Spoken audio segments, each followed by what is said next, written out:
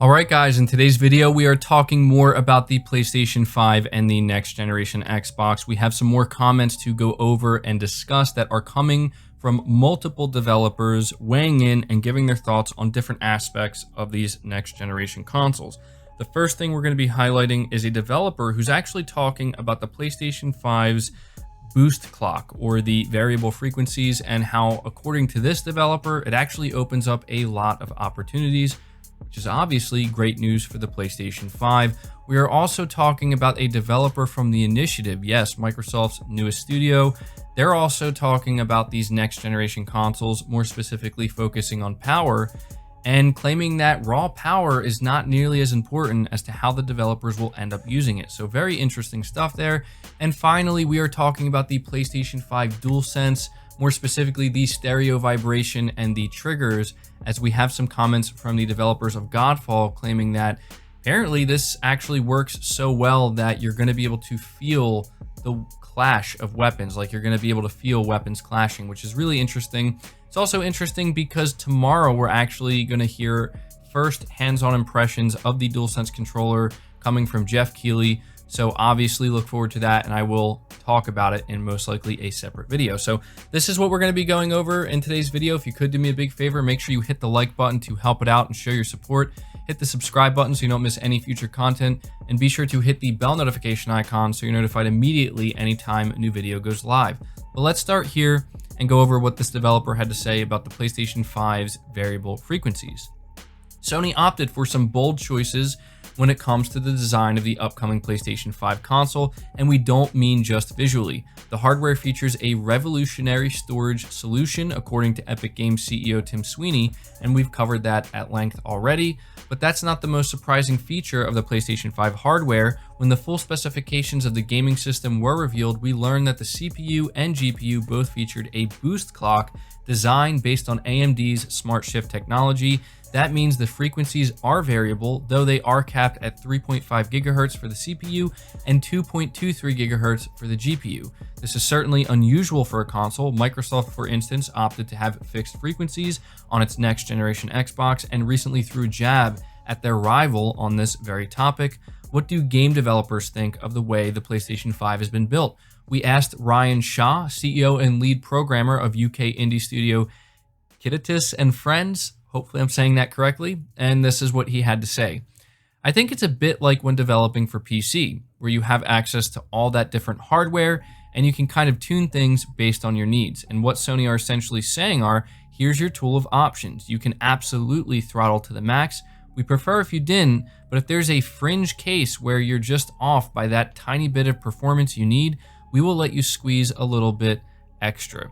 It also opens up a lot of different opportunities, such as, say that you wanted to take rendering for some specific thing like a particle, and you wanted to run it through something like the CPU for a specific cutscene. That'd be possible now, whereas historically, you had to be really careful that you didn't flood a specific thread. It opens up a lot of interesting opportunities of offloading that kind of stuff elsewhere on the machine, which is something that's getting less and less common, to offload other parts of the machine. But it seems like, especially from the PlayStation 5's technical conference by Mark Cerny a few weeks back, they're really pushing for that. Here's the hardware, here's how you access what you need, go in and make something beautiful kind of mantra. So that's exactly what this developer had to say about the boost clocks, or the variable frequency inside the PlayStation 5. And I thought that this was pretty important to highlight because we haven't heard too much about this from developers, although we have heard some stuff. And there's been kind of this, I don't want to say narrative, but you've certainly seen some people either confused or trying to confuse people by making it seem as though what Sony opted to do here, because it's basically the exact opposite of what Microsoft is doing with the next generation Xbox. It's going to make development more difficult, and it's going to just add that much more for developers to have to worry about. But that's not how it works. We know that. In fact, developers, and we can clearly see this based off of what this developer is saying, are going to have an easier time. This is actually going to make things more flexible for them, and that's the whole purpose of the PlayStation 5.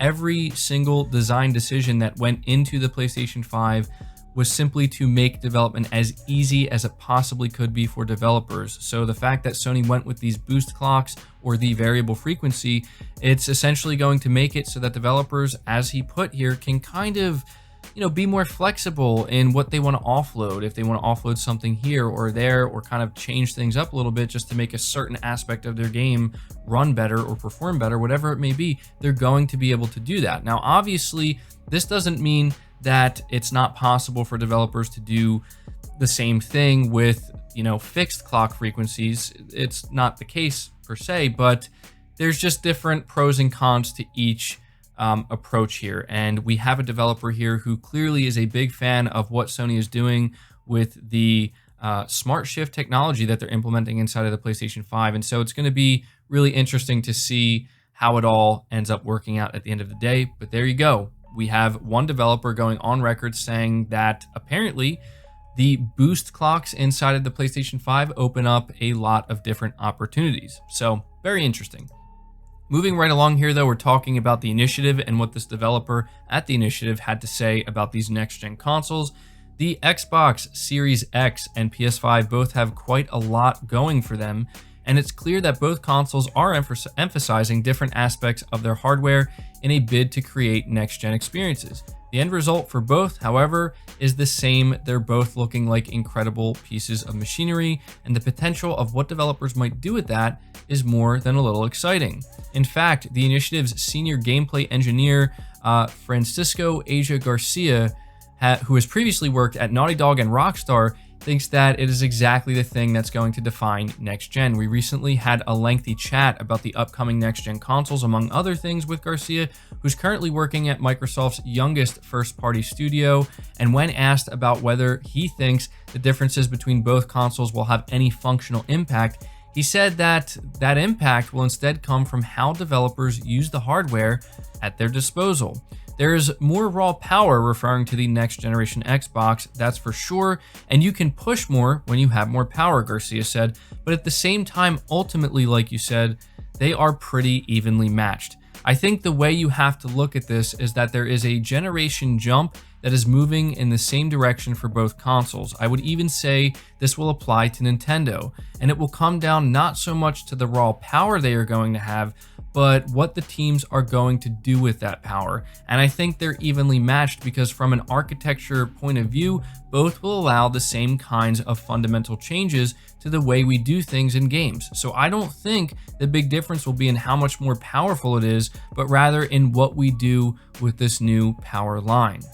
So very, very interesting comments here from this developer from the initiative, and frankly, they go a little bit against what we've been hearing from other individuals who are really hyped about the next generation Xbox being the more powerful one. He does acknowledge that here, and he says, yes, with more power, you can push more because you just have more power.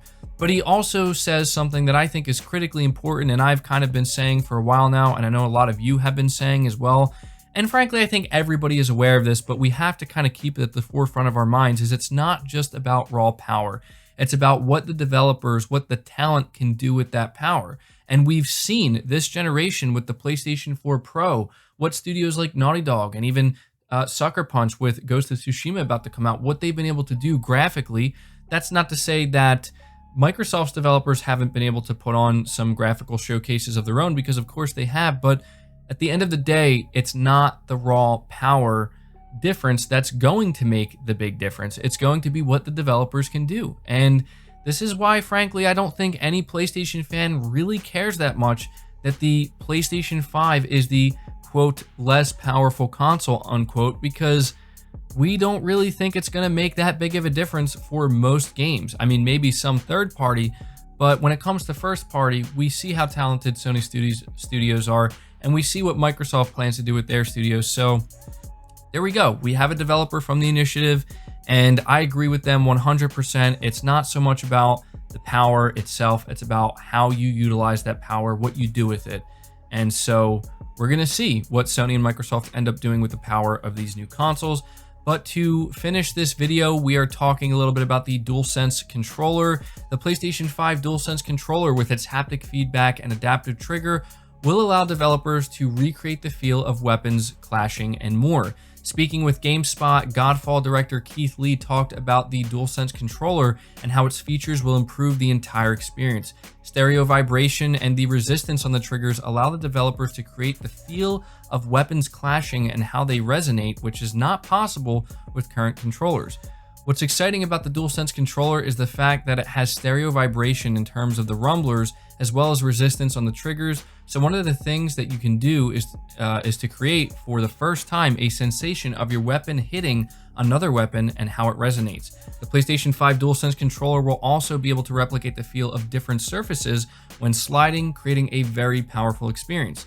The fact that if you're sliding across the ground, depending on the surface of the material, you might slide on gravel or sand or water, the way the vibrations work really feel like the way that those surfaces would feel. So it's a lot more powerful in terms of creating that experience.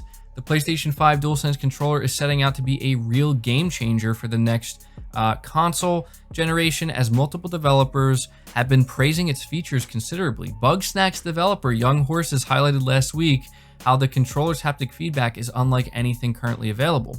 Previously, on pretty much any console that has vibration or rumble, it's a nice feature that sometimes can make things more immersive, but I haven't felt anything quite as intricate and sensitive as the DualSense's haptic feedback. So there you go. This was actually added to the article, and I didn't realize it at the end here, where apparently we have the developers of Bugsnax, Game of the Year, obviously, whenever it does drop. Bugsnax, they're praising the DualSense, but we also had the developers of Godfall. And like I said, we will be getting our hands-on impressions from Jeff Keighley tomorrow on the DualSense. And this is where I think like maybe we haven't been talking about this enough, where it really does sound like what Sony implemented into the DualSense controller. At first, it maybe comes off as like, oh, it's gimmicky and developers aren't going to use it, but we've been hearing a lot of developers, not just first-party developers either, praise what Sony is putting into this controller and how they actually seem genuinely excited to try to maybe implement this into their games. And frankly, I'm excited to feel it. I mean, we've only heard it described to us, so frankly, I'm pretty excited to try out the DualSense controller. It seems like it's going to offer a lot that no other controller has ever really offered. So that's going to do it for the video, guys. I hope you did enjoy it or found it informative. If you did, again, be sure to leave it a like. Be sure to leave your thoughts down in the comments below. Subscribe to the channel if you're new and haven't already. Hit the bell notification icon so you never miss an upload, and feel free to share this video out on top of all that. But until next time, guys, take care.